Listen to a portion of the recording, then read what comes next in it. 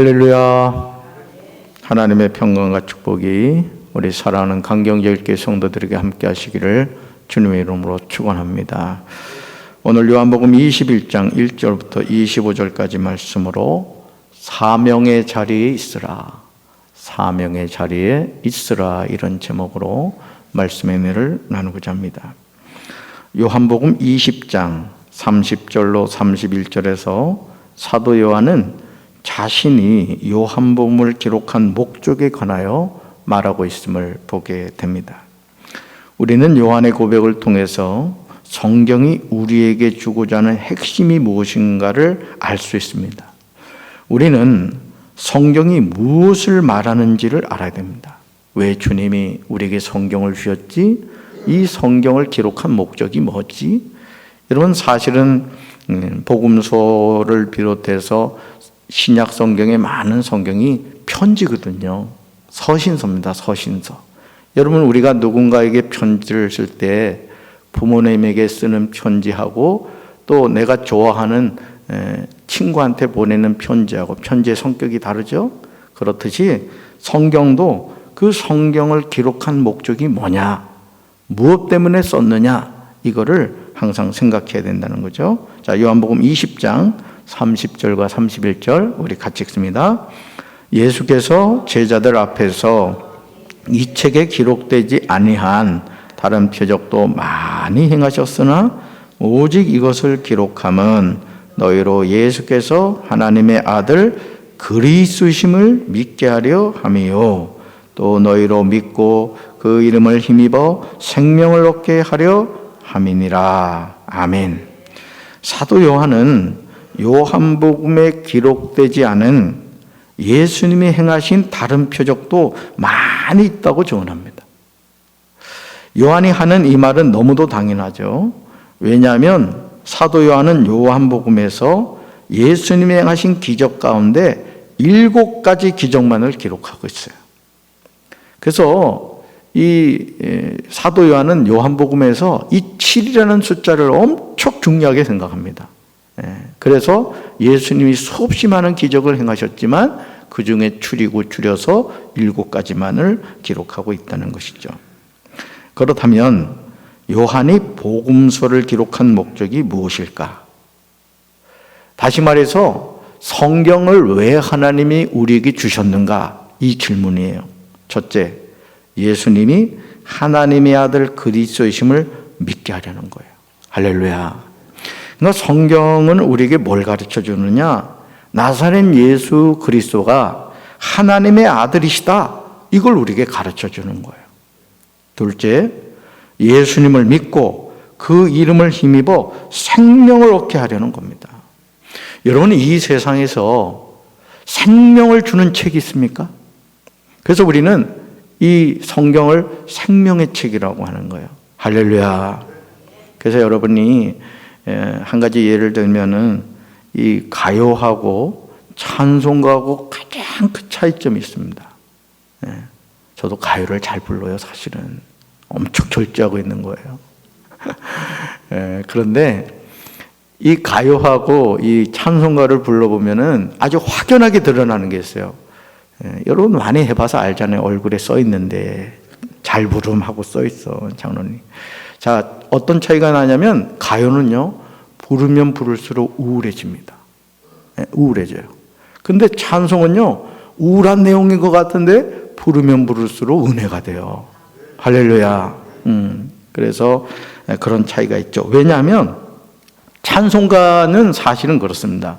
여러분이 조금만 주목해서 보시면 찬송가는 성경을 압축해 놨습니다. 그래서 그 찬송가의 가사 한 구절 한 구절에 성경의 말씀이 다 들어가 있는 거예요. 그냥 창작해 만든 것이 아닙니다. 자, 하나님의 말씀은 살았고 운동력이 있다고 했어요. 그래서 가요는 부르면 부를수록 우울해지고 인생이 허무주의로 빠지지만은 찬송가는 부르면 부를수록 하나님의 말씀이 살아있기 때문에 내 영혼이 막 소송케 되고 기쁘고 죄를 회개하게 되고 그런 거예요. 그래서 성가대 역할이 중요한 거예요. 우리 찬양팀이 찬양 인도할 때가 중요한 거예요. 여러분 스스로도 하나님의 말씀이 살아있는 그 말씀으로 기록된 찬송을 많이 부르시기를 주님의 이름으로 축원합니다. 그러므로 이제 우리는 성경이 기록된 목적을 분명하게 이해하고 성경을 사랑하고 읽고 배우는 한 책의 사람이 되어야 할 줄로 믿습니다. 자, 첫 번째로 4절입니다. 예수님이 바닷가에 서셨으나 제자들은 예수이신 줄을 알아보지 못했습니다. 예수님은 부활을 의심하는 제자들에게 자신이 부활했음을 분명하게 말씀하시죠. 자, 특히 의심 많은 도마에게 요한복음 20장 27절에서 아주 당당하게 말씀하시죠. 같이 읽습니다. 도마에게 이르시되 내 손가락을 이리 내밀어 내 손을 보고 내 손을 내밀어 내 옆구리에 넣어보라. 그리하여 믿음 없는 자가 되지 말고 믿는 자가 되라. 아멘. 지금 주님이 하시는 말씀이 들리지 않으십니까? 믿음이 없는 자가 되지 말고 믿는 자가 되라는 거예요.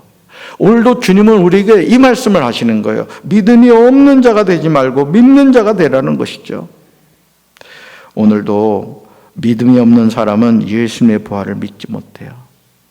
그래서 구원의 확신이 중요한 겁니다. 내가 지금 죽는다 할지라도 나는 예수 그리스도를 통해 죄 사함 받은 하나님의 자녀이기에 나는 천국에서 주님과 함께 다시 깨어난다. 할렐루야. 예수님의 부활은 눈으로 봐서 믿어지는 성질의 사건이 아닙니다. 요한복음 20장 29절에서 예수는 이 사실에 관하여 분명히 말씀하시죠. 같이 읽습니다. 예수께서 이르시되 너는 나를 본 거로 믿느냐? 보지 못하고 믿는 자들은 복되도다 하시니라. 아멘. 부활하신 예수님이 자신이 부활하였다는 사실을 강조하셨음에도 불구하고 자, 요한복음 21장 3절을 보시면 예수님의 수제자 베드로는 어처구니가 없는 결단을 하죠. 자, 3절 같이 읽습니다. 시몬 베드로가 나는 물고기 잡으러 가노라 하니 그들이 우리도 함께 가겠다고 나가서 배에 올랐으나 그날 밤에 아무것도 잡지 못하였더니. 아멘. 지금 이 상황에서 누구보다도 다른 제자들을 독려해서 부활하신 주님이 주신 사명을 감당해야 할 사람이 베드로입니다. 그럼에도 이 베드로는 주님이 주신 사명과는 전혀 상관없이 디베라 호수로 가서 고기를 잡겠다고 말을 합니다. 제자로서의 삶이 아닌 어부로서 살겠다는 거죠. 요즘 그렇다고 그래요. 목회를 하다가 힘들어서 목회를 접고 그냥 직장 생활을 하는 목회자들이 있다는 말을 들었습니다. 얼마나 힘들면 그렇겠습니까? 또 우리 전도사님들이 너무 힘드니까 교회 가서 헌신을 해도 진짜 제대로 예우도 안 해주고 이러니까는 차라리 아르바이트 하겠다. 우리 교회도요, 전도사님들 예우 잘 해줘야 됩니다. 아멘. 왜, 여러분 생각해 보세요. 우리 장대웅 전사님이 지금 36인가 그래요. 장정훈 전사가 31. 그러면 여러분 일반 직장에서는 그 연배가 되면요, 그래도 어느 정도 생활이 되거든요. 그래도 우리 교회가 그래도 잘 예우를 한다고 하지만은 제가 볼 때는 앞으로 이런 부분에 대해서 우리 장로님들이나 성도님들이 정말 내 자식이다, 내 자식이 목회를 하고 있다, 이런 마음을 가지고 예우를 해줘야 돼요. 할렐루야. 돈 많이 버셔서 우리 전도사님들 좀 잘 섬겨주시면 좋겠어. 어찌 아멘 안 하십니까? 부자 되시기 바래요. 그 주님 위해서 많이 헌신하셔야 돼요. 지금 비전교회에서 우리 교회 출신 목사님들도 마찬가지지만은 정말 어렵게 사역하시는 목회자들이 많아요. 자꾸 옛날 생각해서 뭐 보리쌀 서말에 뭐 어쩌고 이러면 안 된다고요, 솔직히. 목회자들이 왜 그렇게 어렵게 살아야 됩니까? 잘 섬겨주시기 바래요. 아멘 한 자에게 복이 있을지어다. 그럼요. 목사님들 또 우리 전사님들 잘 섬겨주시기 바래요. 자, 보세요. 제자로서의 삶이 아닌 어부로서 살겠다는 거예요. 오히려 제자들을 선동해서 이상한 방향으로 나가고 있죠. 자, 그래서일까요? 자, 4절에서 날이 새어갈 때 예수님이 바닷가에 서셨으나 제자들이 예수님인 줄을 알지 못했다는 거예요. 그냥 스쳐 지나갈 수 있는 내용이에요. 근데 여러분, 3년 넘게 예수님이랑 같이 있었던 제자들이라고요. 근데 부활하신 예수님을 보았음에도 그 예수님을 알아보지 못했다. 왜요? 제자들의 영의 눈이 가려져서 그런 거예요. 정말 이상하지 않습니까? 부활하신 예수님이 제자들이 숨어있는 집으로 직접 찾아오셨는데 어떻게 예수님의 부활과 상관없는 디베라 호수로 고기를 잡으러 가겠다고 할까요? 이것이 저와 여러분이 가지고 있는 연약함이에요. 이런 연약함을 아신 예수님은 제자들을 찾아오십니다. 자, 그리고 6절에서 제자들에게 순종하기 쉽지 않은 말씀을 하세요. 오늘 우리에게 주신 말씀이에요. 같이 읽습니다. 이르시되 그물을 배 오른편에 던지라 그리하면 잡으리라 하시니 이에 던졌더니 물고기가 많아 그물을 들 수 없더라. 아멘. 거담이 죽으세요. 그물을 배 오른편에 던지라 그리하면 잡으리라. 지금 제자들은 예수님의 말씀에 불순종하여 다시 예전의 본업으로 돌아간 상태입니다. 그런데 그런 제자들을 찾아오신 예수님은 제자들을 사명의 길로 이끌어주는 거예요.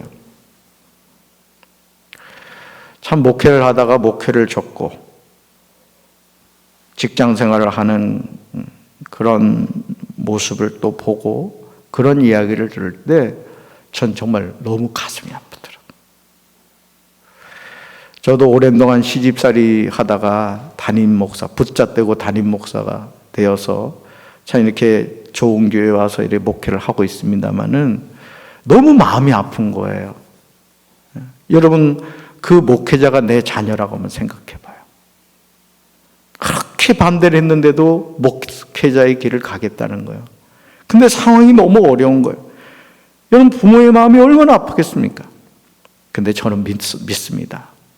하나님이 불러주신 사명자는 하나님이 어떻게든 그 사명 감당하게 하시는 거예요. 아멘. 저도요, 부목사 생활할 때요, 담임 목사님 이렇게 하시는 거가 못마땅할 때가 얼마나 많이 있는지 몰라요. 저도 얼굴에 한승질해 보이잖아요. 근데 참고 또 참고 또 참았어요. 박사학위 논문 쓸 때도요, 교수님이 진짜 얼마나 아주 그냥 냉정하신지 밤새도록 써가지고 갔는데도 아유, 얼마나 고생하셨냐고, 목회하면서 이 쓰기도 힘든데 이런 말씀을 한마디도 안 해주는 거예요. 얼마나 뿔따구만 하는지 그냥 그래도 참았다고요. 그래서 어제 우리 장로님들 드린 그 책이 나온 거예요. 인내로서 너희 영혼의 구원을 받으리라. 여러분, 하나님의 사명은요, 혈기 부리면 안 된다고요. 모세가 혈기 부려가지고 가나안 땅 못 들어갔어요. 우리 사랑하는 강경제일교회 성도 여러분들은 혈기는 다 반납하시고 순종만 있게 되길 주님의 이름으로 축원합니다. 자, 순종의 결과가 엄청났어요. 자, 물고기가 많아 그물을 들 수 없었습니다. 자, 11절을 보시면 엄청난 결과가 나오죠. 같이 읽습니다. 시몬 베드로가 올라가서 그물을 육지에 끌어올리니 가득히 찬 큰 물고기가 53마리라 이같이 많으나 그물이 찢어지지 아니하였더라. 아멘. 사실 예수님의 직업은 목수였죠. 반면 제자 베드로는 어부였습니다. 즉 베드로는 디베라 호수에서 고기를 잡으면서 잔뼈가 굵은 사람입니다. 그런데 목수이신 예수님이 베드로에게 고기를 어떻게 잡을 수 있는지 알려주고 계셔요. 무엇을 의미합니까? 자신의 전문적인 경험과 능력을 갖추고 있다 하더라도 예수님의 말씀에 순종할 때 그 모든 것을 뛰어넘는 기적을 체험하게 될 것을 알려주고 계신 거예요. 그래서 여러분, 주님의 몸된 교회에 나와서 자꾸 자기 주장을 하면 안 됩니다. 정말 하나님이 기뻐하는 일이 뭐냐, 그것을 늘 깨닫고 순종해야 될 줄로 믿습니다. 아멘. 지금도 겸손히 나를 온전히 내려놓을 때 주님이 우리 삶에서 놀랍게 역사하시고 일하시는 줄로 믿습니다. 자, 두 번째 15절이에요. 예수님이 베드로에게 물었던 질문을 오늘 우리 자신도 점검해야 돼요. 자, 15절에서 예수님은 조반을 드신 후에 시몬 베드로에게 말씀하시죠. 자, 같이 읽습니다. 그들이 조반 먹은 후에 예수께서 시몬 베드로에게 이르시되 요한의 아들 시몬아 내가 이 사람들보다 나를 더 사랑하느냐 하시니 이르되 주님 그러하나이다. 내가 주님을 사랑하는 줄 주님께서 아시나이다. 이르시되 내 어린 양을 먹이라 하시고 아멘. 베드로에게 이 질문은 쉬운 내용이 아니었습니다. 예수님을 위해 목숨도 버리겠다고 장담해 놓고 3번이나 모른다고 부인을 했습니다. 부활하신 예수님을 만났음에도 다시금 물고기를 잡으러 가겠다고 해서 다른 제자들을 혼란스럽게 만들었습니다.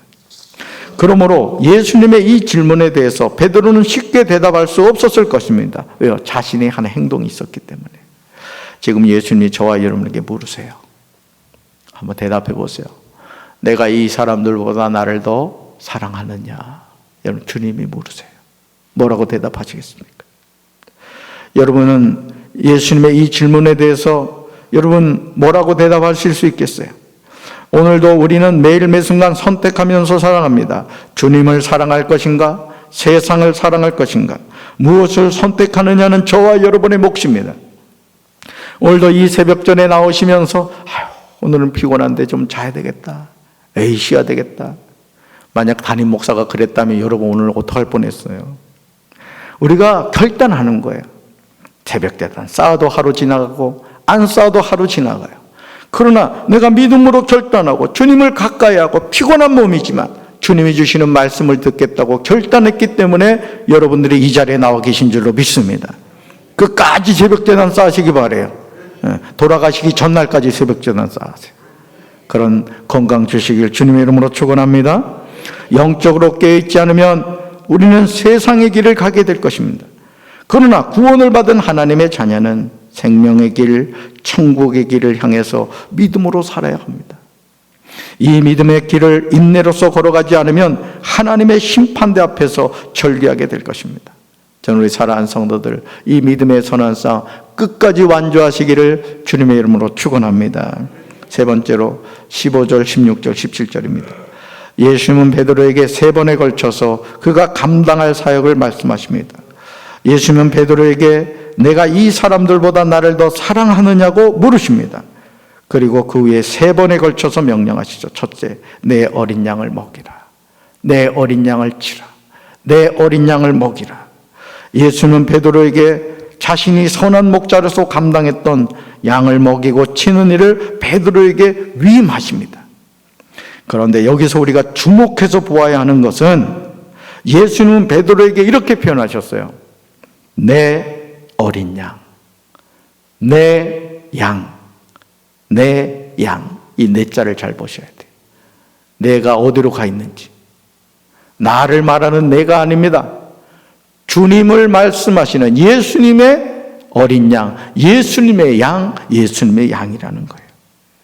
즉 베드로에게 어린 양을 먹이고 어린 양을 치고 먹이라는 명령을 하고 있지만 궁극적으로 그 양은 모두 누구 양이다? 예수님의 양. 아멘.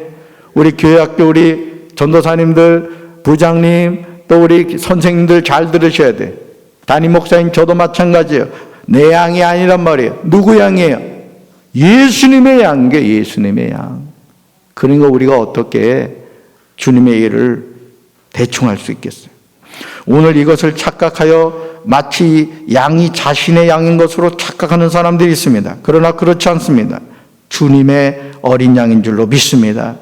우리는 그 양을 돌보는 일을 위임받은 주님의 일꾼일 뿐이에요. 그래서 맡은 자에게 구할 것은 충성인 줄로 믿습니다. 베드로는 예수님의 수제자였음에도 불구하고 예수님의 부활을 여전히 믿지 않았습니다. 하나님이 맡기신 사명을 감당하는 사람은 주님의 부르심에 겸손히 순종하며 살아가야 할 줄로 믿습니다. 그런데 베드로는 예수님의 부활에 대해서 여전히 불신하고 있었고 이전에 자신이 했던 고기 잡는 일을 하려고 하였습니다. 사람 낚는 어부로 불렀는데 물고기 잡는 어부가 되겠다고 다시 바닷가로 간 거예요. 이런 연약함에도 예수님은 그런 베드로를 포기하지 않으셨어요. 그에게 강조해서 내 어린 양을 먹이라, 내 어린 양을 치라, 내 어린 양을 먹이라고 말씀하십니다. 즉 사명의 자리로 돌아오게 하시는 거예요. 주님은 오늘도 저와 여러분을 주님이 맡기신 사명의 자리로 부르시는 줄로 믿습니다. 주님이 부르실 때는 감당할 능력도 주심을 잊지 말아야 돼요.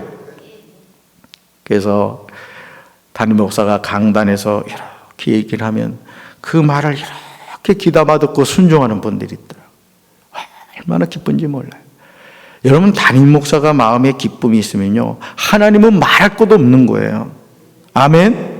저 우리 사랑하는 성도 여러분들이 하나님을 기쁘시게 하는 그런 성도들 되길 주님의 이름으로 축원합니다. 저도 담임 목사로서 어떻게 하면 하나님 기쁘시게 할까 늘 그런 생각을 하고 기도합니다. 사명의 자리를 떠나면 우리는 육신의 안위만을 추구하게 될 것입니다. 주님의 부름을 받은 사람은 너는 나를 따르라는 주님의 말씀에 100% 순종해야 할 줄로 믿습니다. 사명을 감당할 때 다른 사람과 자신을 비교할 필요가 없어요. 절대 비교하지 마세요. 그 마귀가 하는 일이요. 나는 나대로 하나님 주신 사명이 있고 나는 나대로 하나님을 위해서 감당할 일이 있다고요. 괜히 자꾸 곁눈질하지 말고 하나님이 나에게 주신 일이 뭐냐, 그 사명 감당하면 되는 거예요. 할렐루야. 주님은 우리 각자에게 자신에게 맞는 재능을 주셨습니다. 그 재능을 활용하면 하나님이 기뻐하시죠. 오늘도 하나님이 부르신 사람 낚는 어부가 되셔서 그 사명의 자리에서 하나님의 기쁨 되는 우리 사랑하는 성도들 되시길 주님의 이름으로 축원합니다. 가슴에 손 얹겠습니다. 하나님 감사합니다. 지난 21일 동안 요한복음을 통하여 말씀이 육신이 되오신 예수님 만나게 하심을 감사합니다. 사람 낚는 어부로 제자들을 불러주셨는데 다시 고기 잡는 어부가 되겠다고 디베라 바닷가에 가 있는 베드로와 다른 제자들의 모습이 오늘 우리의 모습이 아닙니까? 우리가 이 땅을 살면서 많은 직업을 가지고 살아가지만 주께서 우리를 구원하여 주신 목적은 땅끝까지 이르러 내 증인되라는 주님의 사명 때문인 줄로 믿습니다. 우리가 각자의 자리에서 생명의 복음을 전하며 살아가게 도와주시고 우리 강경제일교회가 이 지역에 살아있는 영적 등불이 되어 많은 영혼을 주께로 인도하여 별과 같이 빛나는 제단이 될 수 있도록 주여 도와주시옵소서. 오늘도 살아계신 주님과 동행하는 우리 사랑하는 강경제일교회 성도들 되게 도와주시옵소서. 예수님의 이름으로 간절히 축복하며 기도합니다. 아멘.